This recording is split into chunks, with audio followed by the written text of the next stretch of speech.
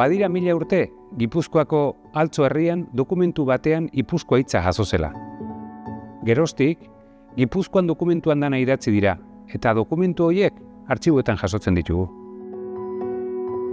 Gipuzkoako Foru Artxibo Historikoek, Gipuzkoako Artxibo Orokorrak Tolosan eta Gipuzkoako Probintziako Artxibo Historikoak Oñatin, historian zehar bizi edo jardun duten pertsonek eta erakundeek sortu dituzten dokumentuak gordetzen ditugu.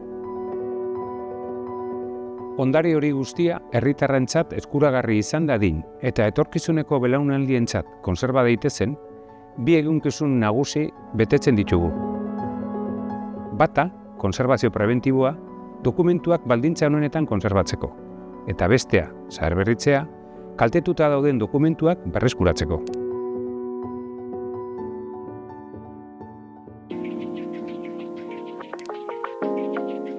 Kontserbazio prebentiboaren barruan ezinbestekoa da instalazioak kontrolpean izatea, eta horretarako temperatura, hezetasun erlatiboa, agente biologikoen kontrola, argitasuna, suteen kontrako sistemak eta klabeak dira. Baldintza guzti horiek ondarea kontserbatzeko inguru egoki bat sortzea dute helburu. Narriadura ekiditzea funtsezkoa da etorkizunera begira. Izan ere, geroz eta hobe kontserbatu gutxiago zaharberritu beharko da. Dauzkagun baliabideak eraginkorragoak eginez. Artxibotan kilometro eta kilometro dokumentazio dugu eta funts bakoitzaren egoera ezagutu behar dugu horretarako. Gure eskuetara iristen diren dokumentuen izaera askotarikoa da. Eta horregatik funtsezkoa da dokumentuek dituzten baldintzak dokumentatzea eta ebaluatzea, hau da, diagnostiko bat egitea.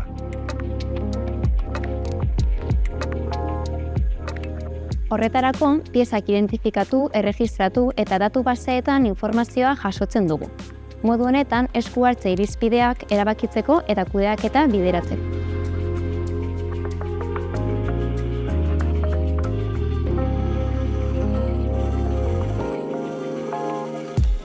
Kasuistika oso anitza da.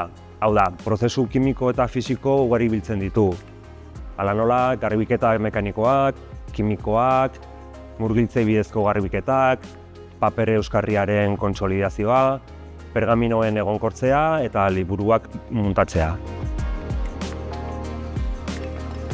Egindako tratamenduak askotarikoak izan daitezke, dokumentuaren, izaeraren eta narriaduraren araberakoa. Esku hartze bakoitza bakarra da, horregatik dokumentuak banaka aztertu behar dira.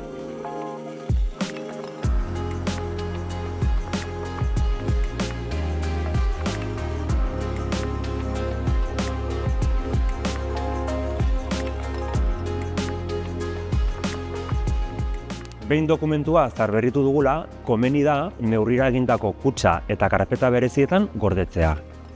Babes sistema individualak inguruan egon edo sor daitezkeen narriadurak murrizteko erabiltzen ditugu, eta oso eraginkorrak dira.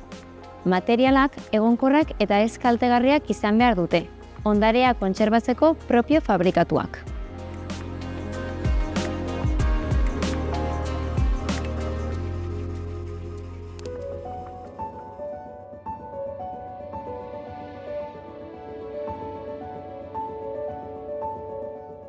Gure lana ez da funtsen antolaketa, zaintza eta kontserbazio hutsera mugatzen. Helburu nagusia, funts horien zabalkundea, irisgarritasuna eta erabilera erraztea da. Pergamino zaharrenetatik hasi eta dokumentu berrienetaraino.